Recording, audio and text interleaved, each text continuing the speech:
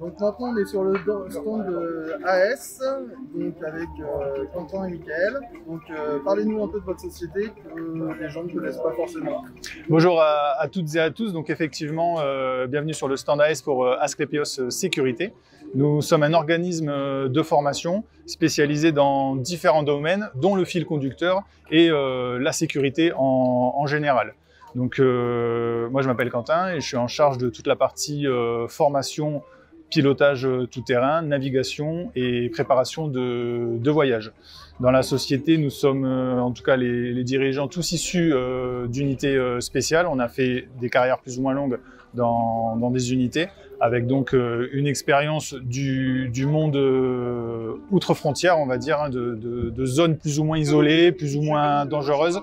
Et donc nous avons choisi de mettre à contribution notre expérience passée dans notre activité présente. Quand j'ai quitté, j'ai passé le BPGEPS en sport automobile, donc je suis moniteur diplômé d'État en pilotage tout-terrain. Et donc, on va vous proposer des formations en pilotage de niveau 1 et de niveau 2. Selon les niveaux, on va inclure au pilotage pur de la mécanique de brousse, des manœuvres de force, de la navigation et après aussi du secourisme. Mickaël, je te laisse parler de la partie secourisme. Bonjour à tous, sur la première partie premier secours, donc moi je suis Mickaël, donc je suis infirmier de formation et je suis spécialisé dans le secours en milieu isolé. Le milieu isolé, en gros, nous concernant aventuriers et pratiquants en off-road, très souvent on est loin des infrastructures de santé, nous n'avons pas forcément beaucoup de matériel à disposition et on a encore moins de personnel formé autour de nous. Et l'idée c'est de vous donner un maximum d'outils et de connaissances, de compétences pour pouvoir vous sortir de certaines passes dans le domaine du secours. On a donc ce qu'on appelle deux niveaux en termes de premier secours, du secours en milieu isolé, donc 20 heures, organisé sur 2 jours et demi de formation, et un 5 jours de formation dans lequel aussi on va voir un peu plus la prise en charge au niveau leadership et management.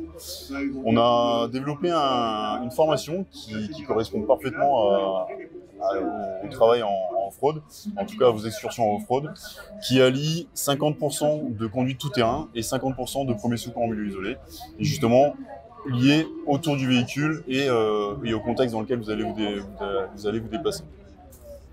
Vous avez aussi développé des kits médicaux. Les kits de premier secours, effectivement. Donc on va aller les voir et vous allez nous expliquer un peu ces kits. Alors l'idée des kits de premier secours, c'est de proposer du matériel qu'on va utiliser autant en formation de premier secours que du matériel ce même matériel, on va le retrouver dans nos bagages, dans notre véhicule, pour pouvoir avoir le même réflexe d'utilisation aussi bien à l'entraînement que en situation. Différents kits qui sont composés, qui sont organisés de cette manière-là. Donc là, par exemple, on a le kit ATEL, le kit Splint, qui nous permet de prendre en charge des entorses ou des fractures. Ils sont tous composés un petit peu de la même manière, sous des volets transparents, des volets qui sont étanches à l'eau et au sable, qui peuvent être rangés assez facilement dans les véhicules, sous le fauteuil passager par exemple, ça peut être très bien.